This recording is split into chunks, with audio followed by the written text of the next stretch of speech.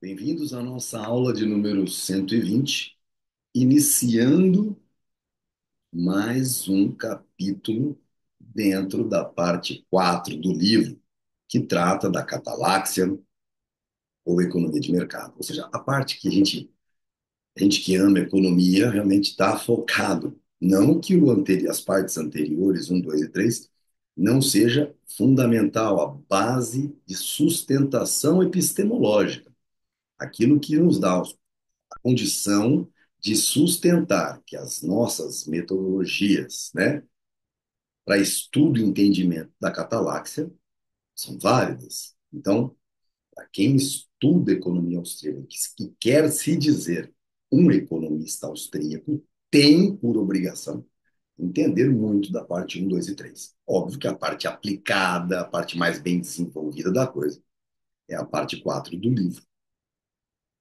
E o item um que nós vamos estudar nesse capítulo 16, que trata dos preços. Preço sempre foi o preço das coisas e sua determinação ou sua audácia em tratá-lo como algo determinístico, sempre foi o grande motor propulsor das discussões econômicas e que traz efetivamente o conhecimento, né? Se a ciência é feita pelas dúvidas, não pelas certezas, isso é muito importante de se deixar dito. É um capítulo tão grande quanto o 15, tão grande quanto o 17, tá certo?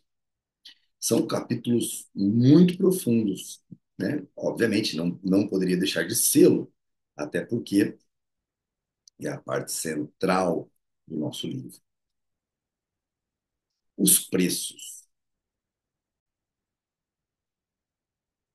Então, sem mais delongas, vamos fazer nossa leitura. Leitura, como sempre fazemos, não é pelo livro, é diretamente no PDF. Bom, o processo de formação de preços, dos preços, o ponto-chave, né? Porque esse é um dos motivos da grande discussão das coisas. Numa permuta ocasional, na qual as pessoas que normalmente não recorrem ao comércio trocam bens, geralmente sem que haja negociação, a relação de troca é determinada de forma vaga e imprecisa, numa permuta, numa troca. A cataláxia, a teoria das relações de troca e preços, não pode determinar qual seria a efetiva relação de troca. Então, aqui Mises já está colocando que nessa troca ocasional, né, onde normalmente não recorrem, né, ao comércio, que as pessoas que normalmente não recorrem ao comércio trocam bens, então eles não têm um comércio estipulado. Então, neste caso, a cataláxia não pode determinar qual seria a efetiva relação de troca. Tudo que pode afirmar em relação a essas trocas é que só podem ser efetuadas se cada uma das partes atribui maior valor ao que recebe do que ao que renuncia. Então, como sempre falamos, fazer a troca, fazer a ação humana é você deixar algo de menos valor para algo de maior valor. E valor não mensurável, valor qualitativo, não quantitativo. A reiteração de atos individuais de troca vai dando origem ao mercado. À medida que a divisão de trabalho evoluiu numa sociedade baseada na propriedade privada, e vai sempre escutar isso, né? Trabalha numa sociedade baseada na propriedade privada, divisão do trabalho numa sociedade baseada na propriedade privada, capitalismo, né? Como o fato de produzir para o consumo de outras pessoas se torna a regra geral. Então, como o fato de produzir para o consumo de outras pessoas se torna a regra geral, então você começa a produzir com o intuito de comercializar aquilo, Nós não estamos falando de dinheiro, estamos falando de que a sua ideia, que não é uma permuta ocasional, é uma coisa que acontece, não. Agora você está produzindo para atender ao comércio. Os membros da sociedade necessariamente compram e vendem.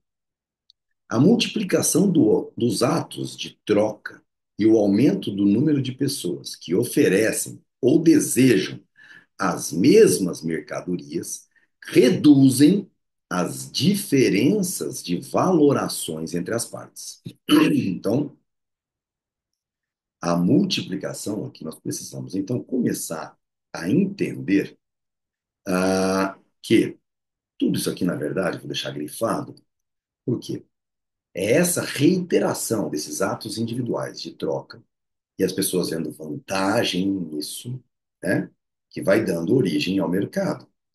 Começam a perceber que essas trocas são benéficas, onde há a divisão do trabalho, eu produzo melhor queijo, o outro produz melhor outra coisa, o outro produz melhor outra coisa, e isso vai começando a acontecer. E aí, como esse fato de produzir para o consumo de outras pessoas se torna regra geral, as pessoas estão começando a produzir, então, já pensando no comércio, todo mundo do burgo, a multiplicação dos atos de troca e aumento do número de pessoas que oferecem e que também desejam as mesmas mercadorias que estão sendo ofertadas, reduzem as diferenças de valorações entre as partes. A gente começa a entender que se aquele cara trocou aquilo por um queijo, você começa a diminuir as diferenças de como se valoram as coisas entre essa sociedade. O aperfeiçoamento da troca indireta, graças ao uso da moeda, dividiu as transações em duas partes diferentes, compra e venda. Então, o aperfeiçoamento, né, desse escambo para troca indireta, graças ao uso da moeda, divide as transações em duas partes diferentes, comprador e vendedor, porque até então o que você tem é escambo, permuta, como é dita na troca de materiais. Então eu te dou uma galinha, você me dá dois queijos. Então nós dois somos vendedores e compradores, certo? Então somente com o aparecimento, né, graças ao uso da moeda, é que se divide as transações em duas partes, compradores e vendedores. O que para uma das partes é uma venda, para a outra é uma compra, que só acontece na troca indireta.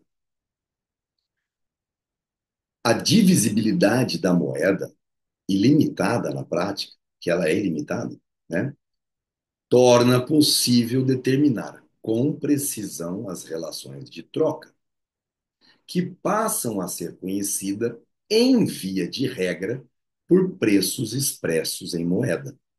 Então vamos entender a fundo.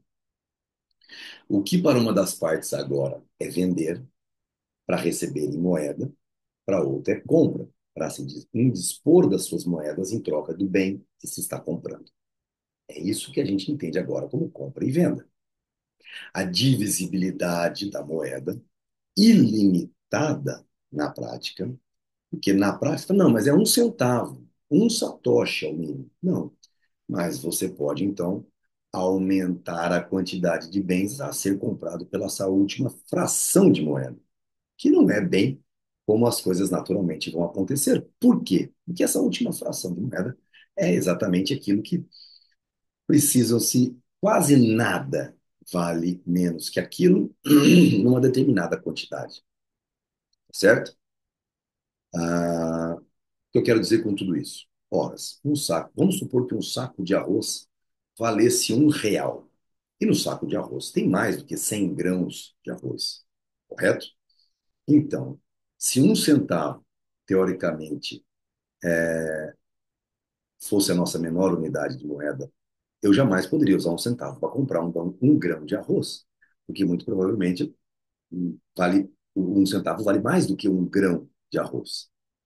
Não estou dizendo que vale, né, no caso do real brasileiro, mas No caso, como é que ela se torna ilimitada na prática, a divisibilidade? Você vai comprar uma quantidade maior de arroz. Então,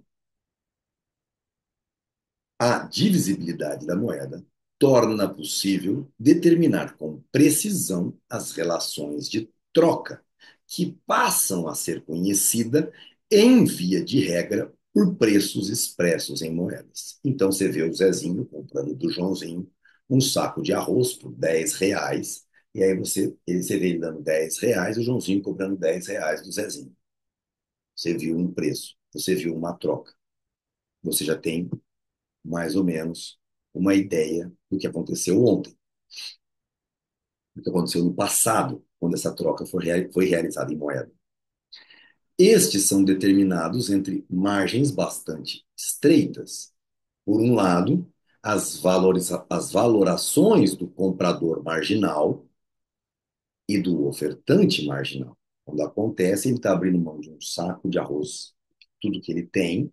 Então, você tirar uma unidade marginal do seu estoque, então você está sendo um ofertante marginal, e quem está comprando mais um saco de arroz, ou o primeiro saco de arroz, está comprando uma unidade marginal. Portanto, é o comprador marginal, que se abstém de vender, e, por outro lado, as valorações do vendedor marginal e do comprador potencial marginal que se abstém de comprar. Então vamos lá, só para entender.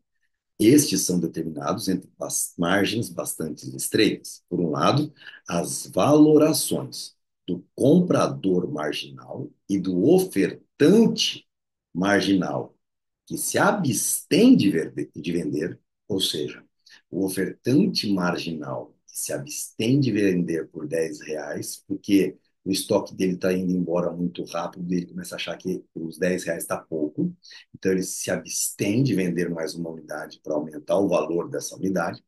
E, por outro lado, as valorações do vendedor marginal e do comprador marginal que se abstém de comprar.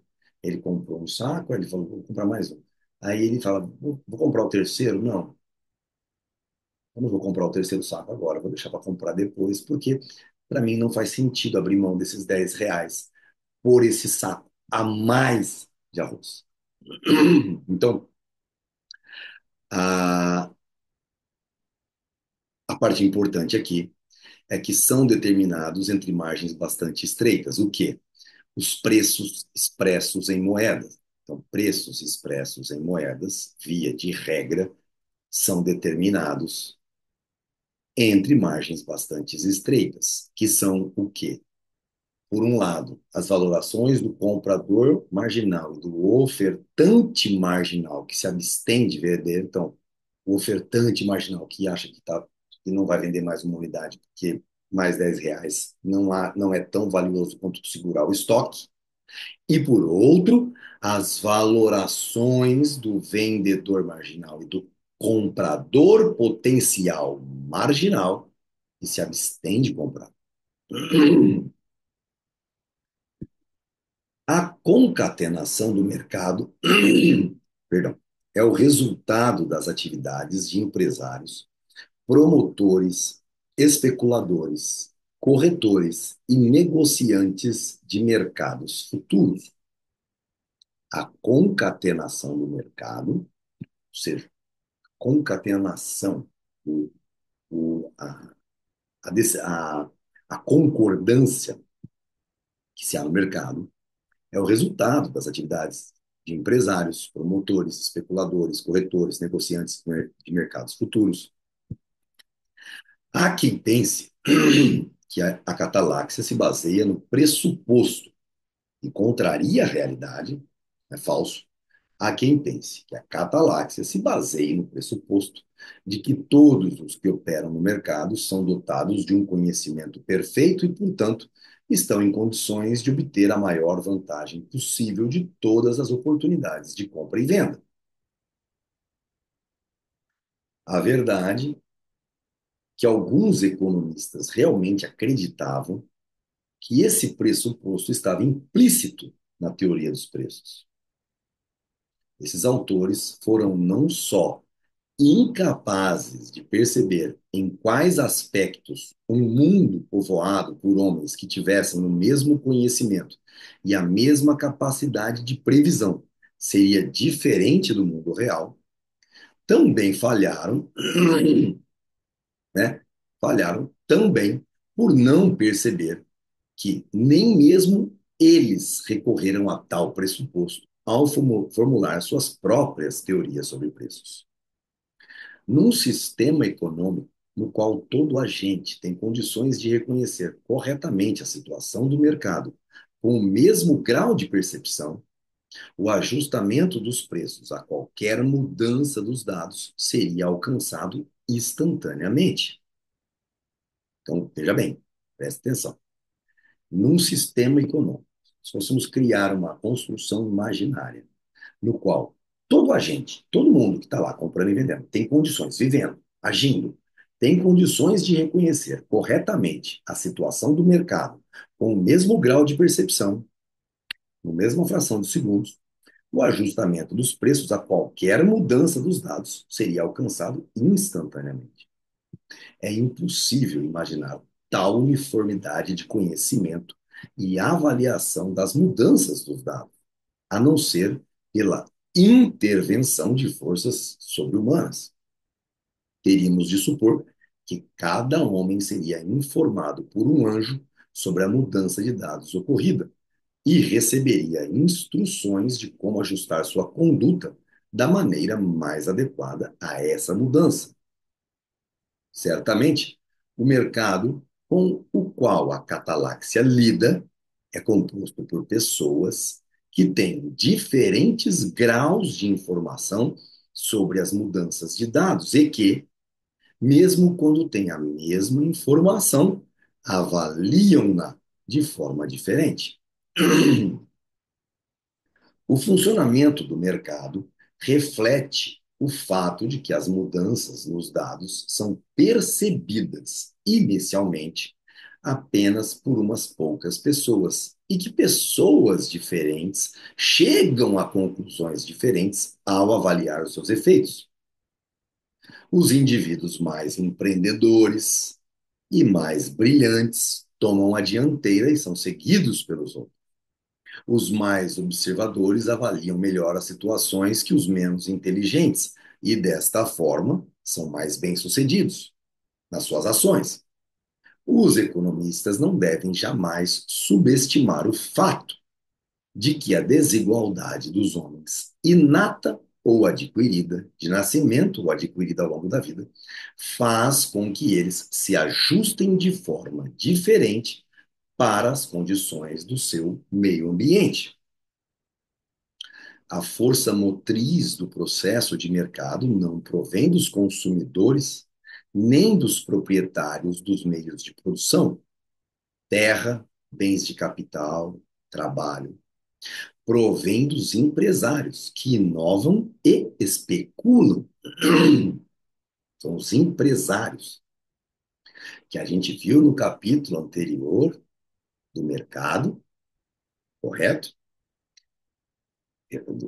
Da parte 4, do capítulo anterior, o mercado, no item 9, que era o quê? Tratava do lucros em perdas empresariais numa economia em ascendência e que explicava de forma indiscutível, através das construções imaginárias, que o ganho empresarial ele vai sempre tender ao equilíbrio, a zero.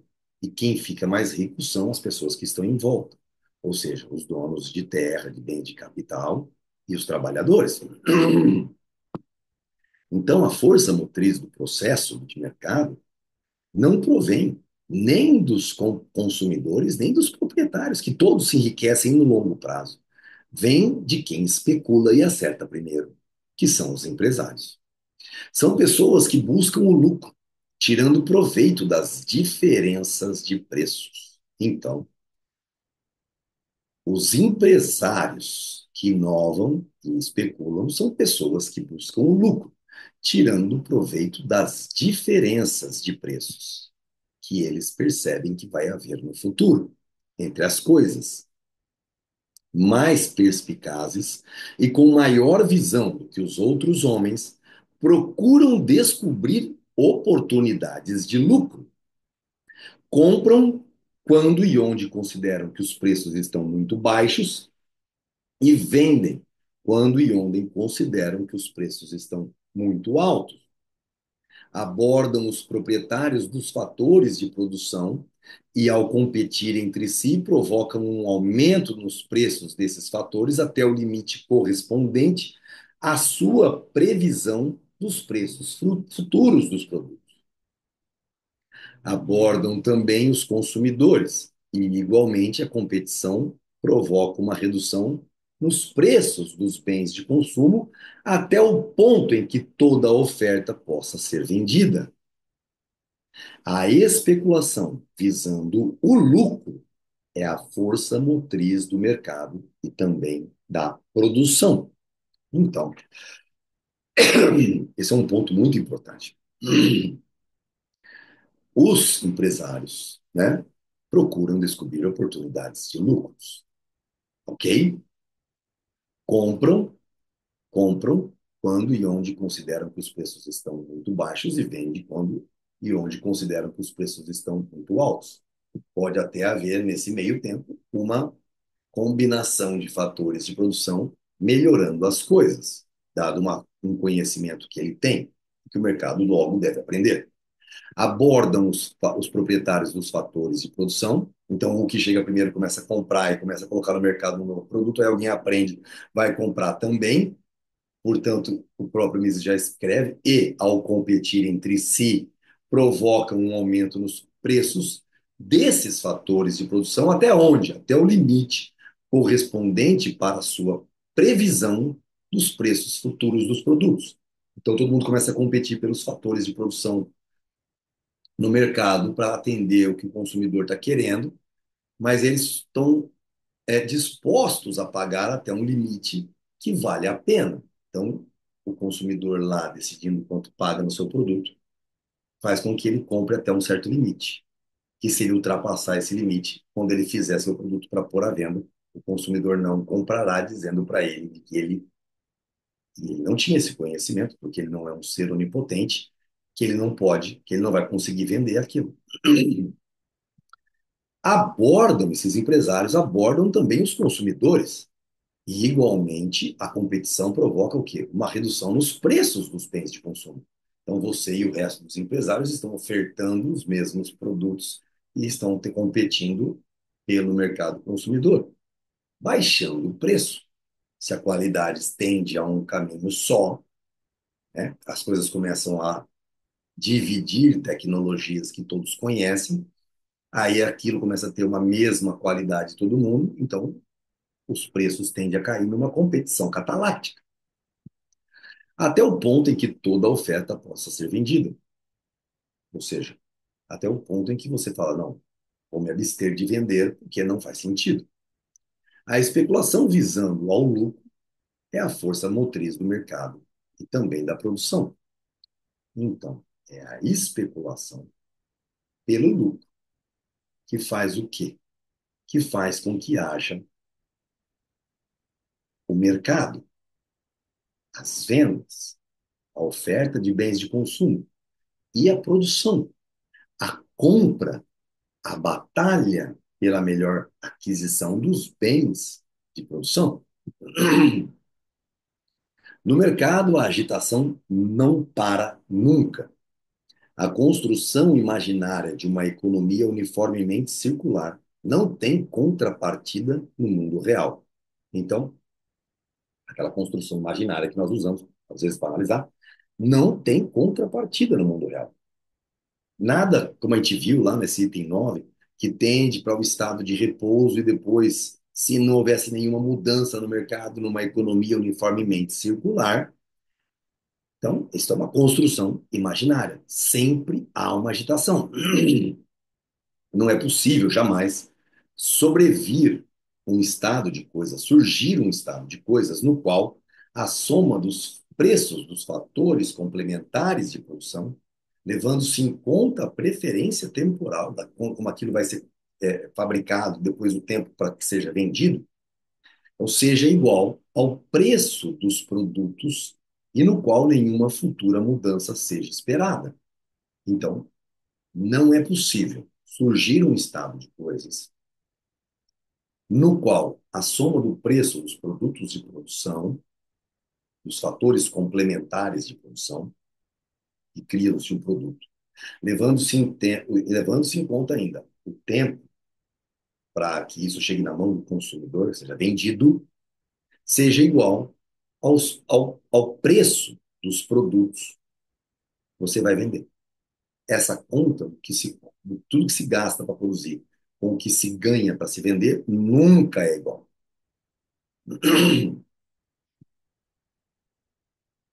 Há sempre uma oportunidade de lucro esperando por alguém. Esse é o ponto. Os especuladores são sempre atraídos pela perspectiva de lucro. A construção imaginária da economia uniformemente circular é uma ferramenta mental para a compreensão do que são lucros e perdas empresariais. Opa, item 9 do capítulo anterior. Foi o que nós usamos. Certamente não serve como modelo para explicar o processo de formação de preços.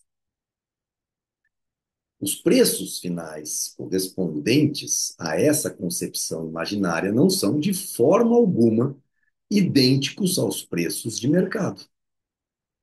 As atividades dos empresários ou de quaisquer outros atores da cena econômica não são guiadas por considerações do gênero preços de equilíbrio ou economia uniformemente circular.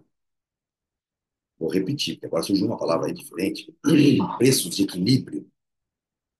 As atividades dos empresários ou de quaisquer outros atores da cena econômica não são guiadas por coisas do gênero preços de equilíbrio, né? Economia uniformemente circular. Não. É lucro, maior lucro, certo? São essas expectativas, esse desconhecimento, né, que faz com que haja ação. Nós vimos isso, inclusive, fora da economia, na praxeologia. E a economia está dentro da praxeologia.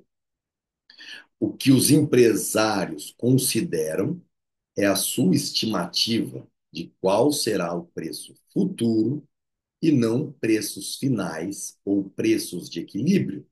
Então, o que os empresários estão de olho é a estimativa do que ele vai poder vender o seu produto que ele ou comprou para vender como comerciante ou combinou os fatores de produção como um industrial. Descobrem discrepâncias entre a soma dos preços dos fatores complementares de produção e sua estimativa de preço futuro dos produtos, e procuram aproveitar-se dessas discrepâncias. Essa atuação dos empresários resultaria, finalmente, no surgimento da economia uniformemente circular, se não houvesse nova mudança nos dados. Então, foi isso que nós vimos lá atrás, no capítulo anterior, o mercado, item 9. Se não houvesse, se todo mundo começa a comprar, produzir, vender, né? A partir de alguém viu que era possível fazer isso, aí todo mundo começa. Se nada mais mudasse, chegaríamos todo a uma economia novamente uniformemente circular. Isso é apenas uma construção imaginária que jamais acontece. Porque sempre haverá mudança nos dados da vida cotidiana. Seja porque a pessoa comprou tantos bens, seja porque ela entesourou tanto e outra não. Todas essas diferenças e não igualdades, seja nas pessoas com dinheiro entesourado, seja com o que quer que seja, causam diferentes movimentações de mercado. A atividade dos empresários provoca uma tendência à equalização dos preços de produtos idênticos em todas as subdivisões do mercado.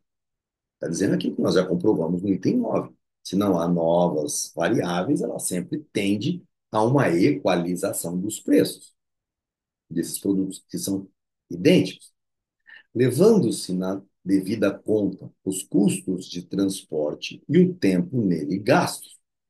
Então, vai ter um equilíbrio, obviamente, que tudo isso tem que ter um equilíbrio, levando-se em consideração ainda os custos daqueles mercados produtores que estão mais próximos dos consumidores e outros que estejam mais distintos, mais longe, mais distantes, perdão, distintos, distantes.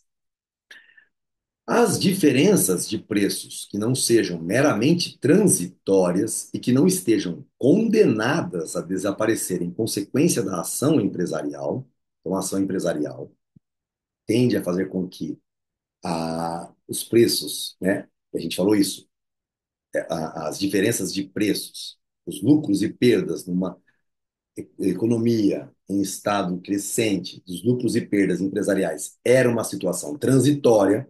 Então, aqui está sendo reforçado o que foi explicado no capítulo, no item 9 do capítulo anterior.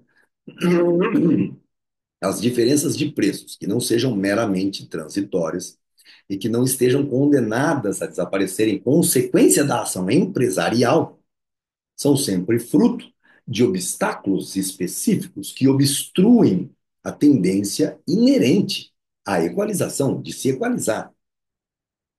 Alguma intervenção impede a atuação daqueles que procuram obter lucros. Ou seja, então aquilo está equalizando, equalizando, tá certo? Mas algo impede. Ou uma queda na demanda, ou uma safra que não se concretiza e fica abaixo daquilo que se esperava. Um observador que não esteja bem familiarizado com as particularidades do mercado em questão, geralmente não tem condições de perceber a barreira institucional que impede a equalização dos preços. Então, um observador que não esteja bem familiarizado com as particularidades de um determinado mercado em questão, geralmente não tem condições de perceber a barreira institucional que impede a equalização dos preços. Por que, que não, os preços não se tornam iguais? Mas os comerciantes do ramo sabem muito bem o que lhes impossibilita tirar vantagem de tais diferenças. Os estatísticos abordam este problema muito superficialmente. Quando observam diferenças no preço por atacado de uma mercadoria entre duas cidades ou países, que não sejam inteiramente imputáveis a custos de transportes, tarifas e impostos, concordam eles em afirmar que o poder de compra da moeda e o nível de preços são diferentes. Olha que coisa interessante. Ponto de muita necessidade de observação. Se os lucros e perdas empresariais tendem à equalização, alguma intervenção, algo fora desse contexto todo, impede a atuação, né, daqueles que procuram obter lucros, mais pessoas entrarem para que haja a equalização. Um observador, voltando para o parágrafo anterior, que não esteja bem familiarizado com as particularidades do mercado em questão, geralmente não tem condições de perceber a barreira institucional que impede a equalização dos preços, né? Ou seja, a entrada de muita gente para que os preços, para que a competição faça com que tudo se equalize e não haja o lucro ou a perda empresarial. Quem tenham ganhado sejam só os consumidores e só os donos de bens de capital. Mas os comerciantes do ramo sabem muito bem o que lhes impossibilita tirar vantagem de tais diferenças. Os estatísticos abordam este problema muito superficialmente. Ele está colocando aqui. Quando observam, então aqueles que ele já chama de estatístico, aqueles economistas que só olham para dados, né? E aqui em Araçatuba tem um que é um cara muito legal, muito bacana, mas que é só um estatístico. Mas ele é sempre apresentado como professor de economia. Quando observam diferenças nos preços por atacado de uma mercadoria entre duas cidades ou países e que não sejam inteiramente imputáveis, ou seja, sejam consequências, né, inteiramente a custo de transporte, tarifa, imposto, concordam em afirmar que o poder de compra da moeda e o nível de preços, nível, entre aspas, de preços, são diferentes. Tem uma nota de rodapé. Algumas vezes, a diferença de preço registrada pela estatística é apenas aparente. As cotações de preço podem referir-se a várias qualidades do artigo considerado, ou podem, segundo práticas mercantis do local, significar coisas diferentes. Por exemplo, por exemplo, podem incluir ou não gastos de embalagem, podem referir-se a preços à vista ou a prazo, e assim por diante. Só uma nota de rodapé. Então, guardadas as ressalvas da nota de rodapé, imaginando que você aqui e você lá na Colômbia estão comprando a mesma coisa e que a coisa que é produzida aqui, com os custos de transporte, os custos de todas as coisas que diferem esses preços e que, então, não tenha nada que seja inteiramente consequência, né? As diferenças no preço de uma mercadoria não sejam inteiramente considerações por conta do custo, tarifas, impostos, pode-se afirmar que o poder de compra da moeda e, portanto, os preços são diferentes. Com base nestas informações estatísticas, são feitos programas para eliminar tais diferenças através de medidas monetárias. Entretanto, a causa dessas diferenças não é de índole monetária. Se os preços em ambos os países são cotados em termos da mesma moeda, é preciso explicar o que impede os homens de negócio de se engajarem em operações comerciais que fariam desaparecer as diferenças de preços. Olha que coisa interessante. Se os preços em ambos os países são cotados em termos da mesma moeda, é preciso explicar, é preciso para nós, economistas austríacos, explicar o que impede os homens de negócios que procuram comprar pelo menor preço para vender pelo maior preço. Ambos os países, portanto, preciso explicar o que impede os homens de negócio de se engajarem em operações comerciais que fariam desaparecer as diferenças de preço. Se está sendo vendido mais caro na Colômbia, todo o produto vai acabar indo para lá, até com que falte aqui, o preço comece a subir, lá comece a sobrar, e então lucros e perdas empresariais fiquem, mais uma vez, fora desse contexto, ok? Para quem não está entendendo, vale a pena olhar com calma e procurar pensar um pouco. Colômbia, Brasil, o preço está aqui num preço, lá está mais caro, e aí começa a se equalizar. O preço daqui começa a subir no Brasil. Quem está produzindo os fatores de produção começa a buscar o quê? Buscar vender mais caro. Quem está vindo trabalhar para produzir mais vai cobrando mais, ou seja, vai se tendo mais produtos no mercado. Os preços vão caindo pela própria natureza das coisas, pela própria demanda do mercado. E aí, o que que acontece?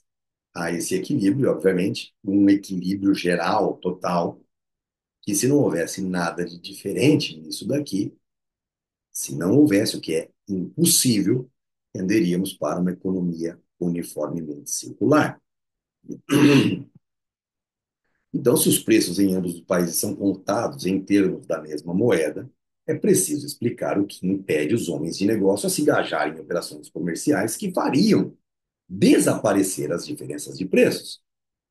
A situação não se altera se os preços são expressos em moedas diferentes, porque a relação de troca entre vários tipos de moeda tende para um ponto no qual não haja mais margem para extrair lucros das diferenças de preços das mercadorias. Se há diferença no valor da moeda, não tem importância, porque existe um ponto na qual não vai existir mais margem de lucro na diferença de preço das mercadorias. É uma troca de moeda, única e exclusiva. Sempre que persistem diferenças nos preços das mercadorias entre duas praças, cabe à história econômica e à economia descritiva investigar as barreiras institucionais que impedem a realização de transações que resultariam na equalização dos preços. Então, aqui, Mises está dizendo o seguinte: não pouco importando quão longe esteja seu mercado consumidor, em não havendo barreiras institucionais, impostos de entrada, aquelas coisas erradas todas, que tudo seja perfeitamente igual, por mais longe que esteja o custo da carne, que chega lá a 105 e aqui a 100, vão se equilibrar a 100 e a 105. Por quê? Porque o custo dela lá é 100 mais 5 de transporte, que é natural e independentemente de qualquer coisa, era esse o valor do 100-100. E aí não existe lucros e perdas empresariais. E sempre as coisas tenderiam ao equilíbrio, mesmo independentemente do que seria transposições de barreiras entre países. Então, o que Mises está colocando aqui é: sempre que persistirem diferenças nos preços das mercadorias entre duas praças, eu não está mais nem falando de país, entre dois lugares, cabe à história econômica e à economia descritiva investigar as barreiras institucionais. Há alguma coisa está sendo cobrado diferente, alguém está ganhando um imposto municipal, se for de município a município diferente. Barreiras institucionais que impedem a realização de transações que resultariam na equalização dos preços. Todos os preços que conhecemos são preços passados, são fatos da história econômica. Ao falarmos de preços atuais, está implícito que supomos que os preços do produto do futuro imediato não serão diferentes dos preços do passado recente. Entretanto, tudo o que se pode afirmar em relação a preços futuros é mera inferência da nossa compreensão histórica que nós vimos lá no começo deste livro, e, portanto, ela é subjetiva, não é objetiva, de como serão os eventos futuros. Cada um de nós, com a nossa compreensão, pensa como se dará os preços amanhã, correto? Compreensão histórica. Estamos entrando num período de entre-safra. Horas, o preço da carne vai subir muito, vai subir pouco. Cada um de nós pesa de forma diferente. Ok? Então, eu só quero deixar grifado este ponto importante que explica mais uma vez sobre a equalização de preços em diferentes praças, dado, obviamente, as relações de custos de transporte e outros custos que fazem, que tem que fazer, que tem que entrar no custo do produto que chega em determinado local. A história econômica nos diz apenas que, numa determinada data e num determinado lugar, duas partes, A e B, trocaram uma determinada quantidade de mercadoria A por um determinado número de unidades de moeda P. Quando, com base em tais atos de compra e venda, nos referimos ao preço da mercadoria de A, Estamos sendo guiados por uma percepção teórica de base a priorística, quando, com base em tais atos de compra e venda que nós vimos ontem, nós referimos ao preço da mercadoria de A, nós estamos sendo guiados por uma percepção teórica que tem base em conhecimento a priorístico, a priori. É a percepção segundo a qual, na ausência de fatores específicos que produzam diferenças de preço, os preços pagos no mesmo tempo e lugar para as quantidades iguais da mesma mercadoria tendem a ser iguais. Isto é, tendem a um preço final. Então, vamos, olha só o que me está colocando. Que quando vemos que numa determinada data, ontem, no supermercado, houve uma troca de R$ 10 por uma melancia, uma melancia por determinada unidade de P por R$ 10. Quando a gente, com base em tais atos de compra e venda, nos referimos ao preço de mercado de A, ao preço da melancia de R$ 10, nós estamos sendo guiados por uma percepção teórica de base a priorística, por um conhecimento teórico que não pode ser contestado.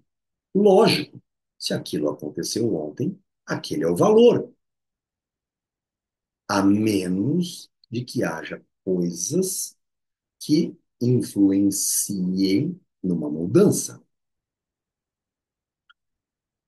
E aí ele diz assim: é a percepção, tudo isso é a percepção que nós temos que, na ausência de fatores específicos, seja a perecibilidade, né, de ser perecível a melancia, de faltar melancia, que o estoque de melancia está baixando e tem muita gente com vontade de comer melancia, ou seja, se tudo se mantivesse constante, nós temos a percepção de base a priorística, natural, que se não mudasse nada, na ausência de fatores específicos que produzam diferenças de preço, ou seja, se nada viesse para mudar alguma coisa que a gente pudesse dizer, os preços pagos no mesmo tempo e lugar para quantidades iguais da mesma mercadoria tendem a ser iguais.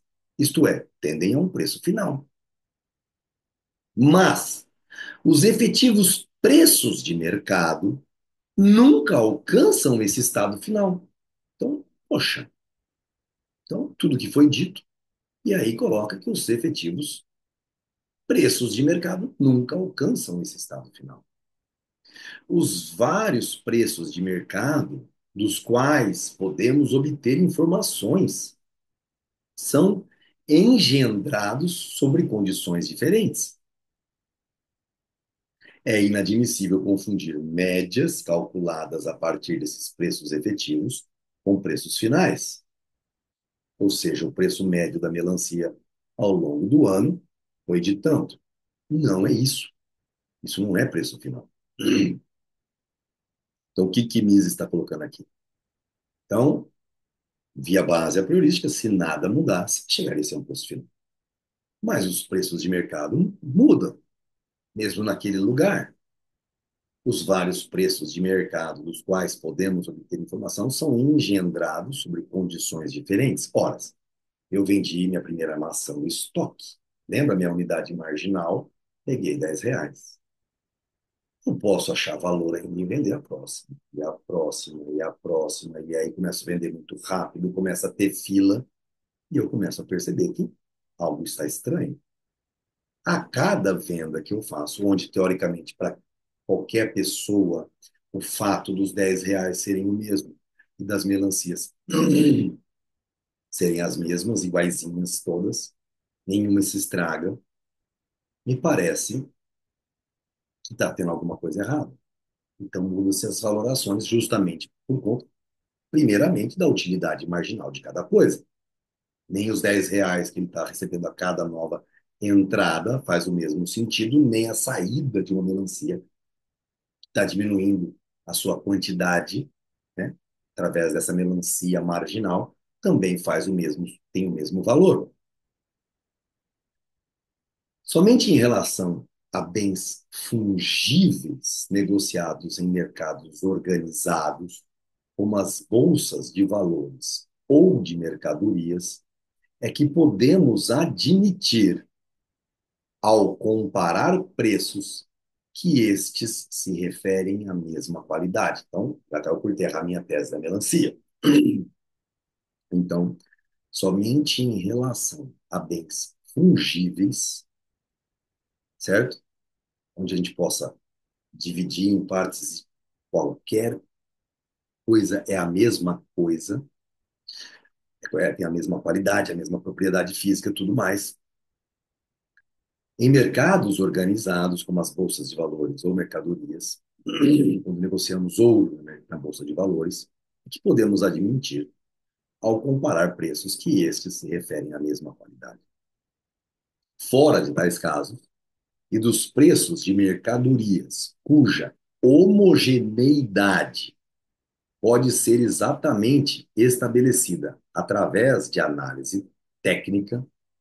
Então, fora desses tais casos, né, desses bens fungíveis, né, e fora das mercadorias, cuja homogeneidade podem ser exatamente estabelecidas através de análise técnica. Então, tanto faz você pegar um galão de água da mesma fonte, que é sempre a mesma, faz de conta, constitui erro grave desconsiderar as diferenças de qualidade das mercadorias em questão. Fora de tais casos, onde tem fungibilidade e onde pode ser estabelecida através de análise técnica a mesma qualidade, vai constituir um erro grave eu comparar duas melancias, que a natureza fez diferente. Alguém vai bater numa, escutar um som diferente que na outra, vai preferir uma a outra, né? Mesmo no comércio atacadista de fibras vegetais para a fabricação de tecidos, a diferença de qualidade tem uma importância decisiva. Uma comparação de preços de bens de consumo é ilusória, sobretudo graças à diferença de qualidade. A quantidade negociada numa transação também é relevante na determinação do preço pago por unidade. Ações de uma companhia vendidas num grande lote obtêm um preço diferente do que obteriam se fossem vendidas em diversos pequenos lotes. Ora, olha que coisa. Então, Isa estava falando que, ah, com relação à qualidade, já há diferença, as questões técnicas, mas também, e aqui ele está entrando, na quantidade negociada numa transação, a quantidade de coisas também é relevante, por conta da utilidade marginal. Comprar no atacado é diferente de comprar no varejo. É necessário insistir e respeitar estes fatos, porque é comum, hoje em dia, contrapor dados estatísticos de preços à teoria dos preços. Então, é importante levar isso em consideração. Entretanto, os dados estatísticos de preços são inteiramente questionáveis. São precários, porque são baseados em circunstâncias que, geralmente, não permitem a comparação dos vários dados entre si, sua colocação em séries e o cálculo de suas médias. Ora, por que são precários os cálculos estatísticos desse preço? Porque é, é necessário vir, insistir e repisar, né? E reprisar estes fatos. Porque é comum, hoje em dia, contrapor esses dados estatísticos, preços, com uma teoria dos preços, que é completamente errado. Não há objetividade, como já está mais claro do que nunca. Entretanto, Os dados estatísticos de preço são inteiramente questionáveis. Por quê?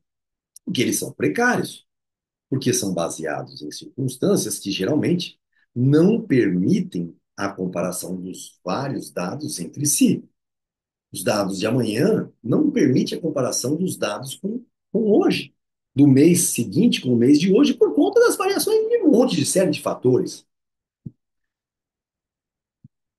Ou seja, não permite a comparação dos vários dados entre si, ou seja, a comparação, a colocação em série dos vários dados entre si, não permite o cálculo de suas médias, porque são coisas diferentes.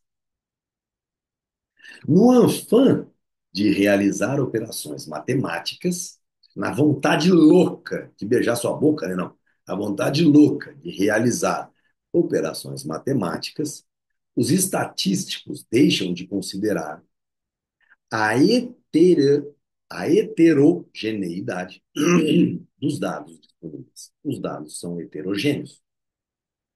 A informação de que certa firma vendeu numa determinada data um determinado par de sapatos por US$ 6 constitui um fato da história econômica. Um estudo do comportamento dos preços dos sapatos de 1923 a 1939 é conjectural, é uma conjectura, por mais sofisticados que sejam os métodos aplicados. Então, vamos lá. A informação, para que fique claro, de que certa firma vendeu numa determinada data um determinado par de sapatos por US$ 6 constitui um fato histórico, determinístico, é um fato histórico do passado. Pegar todas as vendas dessa mesma firma, de 1923 até 1939, e fazer a conjectura, a hipótese, propor a hipótese de que o valor desse par de sapato ficou em 5,32 é algo absolutamente conjectural e não algo verdadeiramente real. A cataláxia mostra que as atividades empresariais tendem a fazer desaparecer as diferenças de preços não devidas a custo de transporte ou barreiras comerciais. Nenhuma experiência jamais conseguiu contradizer este teorema. Os resultados obtidos pela comparação arbitrária de coisas desiguais são irrelevantes. Então, não adianta vir estatísticos ou economistas formados fora da escola austríaca propor outra coisa que a gente sempre conseguiu refutar de forma indiscutível. Então, deixar grifado aqui, só para que vocês jamais esqueçam que isso fique muito bem guardado na sua cabeça. Rodrigo, você sempre fala que no seu modelo de negócio, da sua empresa, você procurava, você procurava não contar os segredos técnicos que existiam por trás do tipo de concreto, que se não fosse usado dentro de um sistema de laje, você criou, calculado de forma diferente daquilo que é calculado em prática, você conseguiria ter um mercado constantemente assim, assim, assado. Vamos procurar entender isso. Primeiro, eu nunca acreditei no governo no INPI, né, como uma reserva de mercado. Se você acreditar no governo, você já começou errado. Todo o conceito estava na minha cabeça. Então, fazer o que eu fazia, só eu fazia. Lembra de quando passamos pela questão de que cada um de nós produz algo monopólio, algo que só você pode fazer? Pode ser que o seu conhecimento seja igual ao de todo mundo em determinados ramos. E por conta disso, os preços vão ser diferentes, vão ser iguais, perdão. Mas tem muitos dentistas em Araçatuba. Mas tem dentistas que são considerados careiros, porque eles fazem um serviço que outros não fazem, ou pelo menos o mercado consumidor acredita nisso, né? Então, há um valor diferente. Mas esse dentista ele tem um monopólio do seu serviço, enquanto que outros dentistas têm monopólio dos seus próprios serviços. Então, esse é o ponto-chave. Vocês já entenderam que a cataláxia, a economia de mercado, vai abrir muito a cabeça de todos nós. Daqui para frente, eu recomendo voltar e reassistir cada aula, com muita atenção. Tá certo, pessoal? Essa foi a nossa aula de número 120. Até a próxima aula.